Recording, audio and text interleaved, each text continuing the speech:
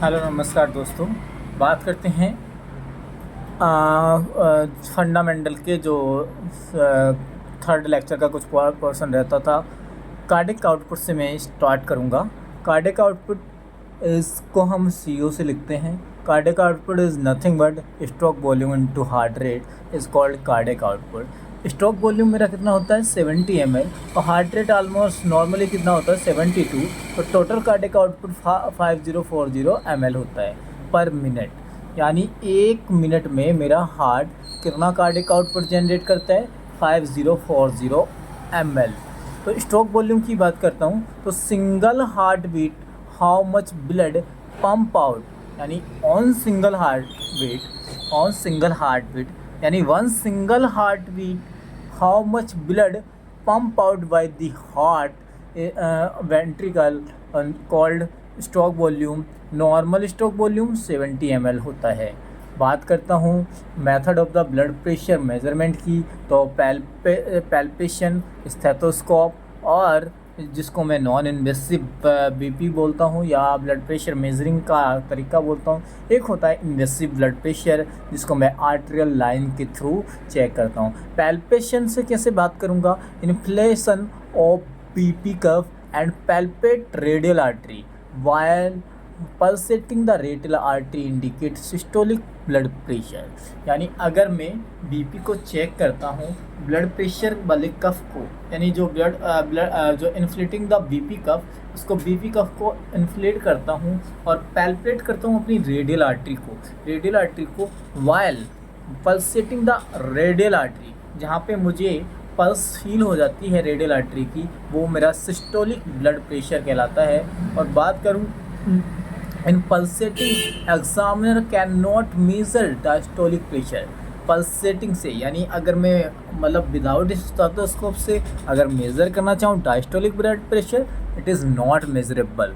अगर ऑस्कल्टेट की बात करूँ तो application of the cuff on arm and playing stethoscope, placing the stethoscope on the brachial artery and hear a sound known as Korsakoff sound, यानी first sound जिसको मैं कोर्सकॉफ sound बोलता हूँ।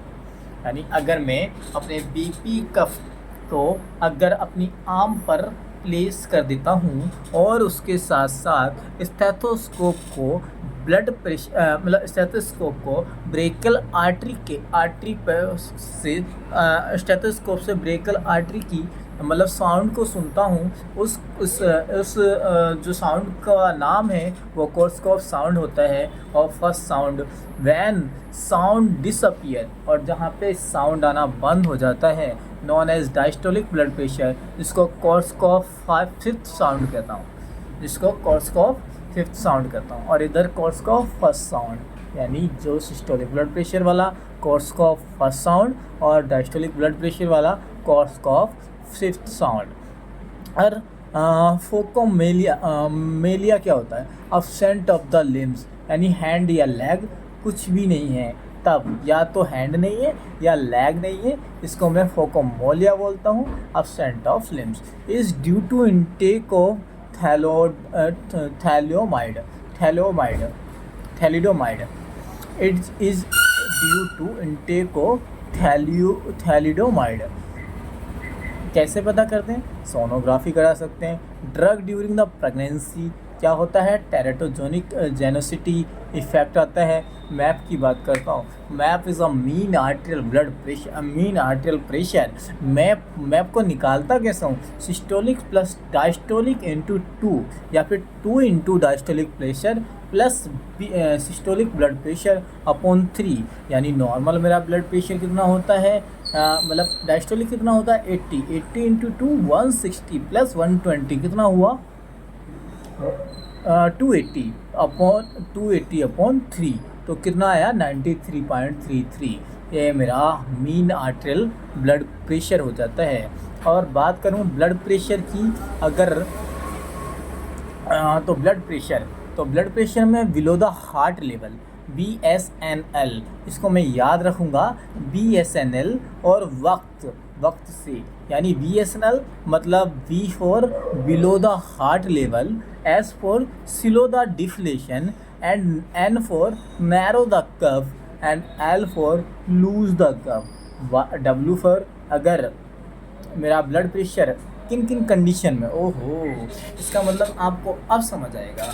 जैसे कि मेरा ब्लड प्रेशर इन केस अगर ज़्यादा आता है तो हो सकता है आपका blood below the heart level हो, या हो सकता है आपने स्लो डिफ्लेशन किया हो सकता है नैरो कफ हो सकता है लूज कफ हो। और अगर मैं बात करूं ब्लड प्रेशर अगर कम दिखा रहा है, किन किन कंडीशन में दिखा सकता है, या तो बहुत बड़ा या बहुत चौड़ा वाइड कफ होगा, या फिर अबव द हार्ट लेवल होगा, या फिर क्विक डिफ्लेशन होगा, या टाइट कफ होगा। बात करता हूँ Contra indication while doing the blood pressure. IV cannula वाली साइड में कभी भी ब्लड प्रेशर को मेज़र नहीं करना है। मैस्टेक्टमी की बात करूँ, removal of the breast. Burn की बात करूँ, बर्न वाले पेशेंट में जिस आर्म में बर्न है उसमें ब्लड प्रेशर को मेज़र नहीं करना है। फ्रैक्चर वाले पेशेंट में जिस हाथ में या फिर आर्म में फ्रैक्चर है ब्लड प्रेशर को मॉनिटर नहीं करना है, मेजरिंग नहीं करना है। पैरालिसिस वाले पेशेंट में उस अफेक्टिव आर्म में मतलब ब्लड प्रेशर को मेज़र नहीं करना है। एवी फिस्टुला वाले पेशेंट में जिसमें आर्टरी और वीनस का फिस्टुला बना दिया जाता है, एवी फिस्टुला वाले पेशेंट में भी मुझे ध्यान रखना है, क्या नहीं करना है, ब्लड प्रेशर को मेज़र नहीं करना है। Taking blood pressure from arm, कहाँ से, ब्रेकियल आर्टरी, और taking blood pressure from leg is called popliteal artery. BP instrument inverted by, किसने इन्वेंटेड किया, बॉस, BOSCH। स्टेथोस्कोप किसने किया, लिंगर्स, LINGERS, लिंगर्स। बीपी का मेजरमेंट कैसे करें, age group, width and length 90% और 80 to 100%। न्यूबॉर्न में 3 सेंटीमीटर विड्थ होनी चाहिए, 6 सेंटीमीटर लेंथ होना चाहिए, यानी 1:2। और बात करूं इन्फेंट में तो 5:15, यानी 5 सेंटीमीटर विड्थ और 15 सेंटीमीटर लेंथ होना चाहिए। चिल्ड्रन की बात करूं तो 8 सेंटीमीटर, क्या 8 सेंटीमीटर विड्थ और 21 सेंटीमीटर उसका लेंथ होना चाहिए। अडल्ट की बात करूं, आम में 13 सेंटीमीटर, 13 या 39 होता है, तो मतलब 1:2 ऑलमोस्ट आएगा। लैग की बात करूं तो लैग में भी 1:2 आएगा, ना कि 2:1। बीपी कफ का रेशियो क्या होता है, ये क्वेश्चन पूछा भी गया था। लैग में 20 यानी विड्थ होना चाहिए, और लैग होना चाहिए 42 सेंटीमीटर।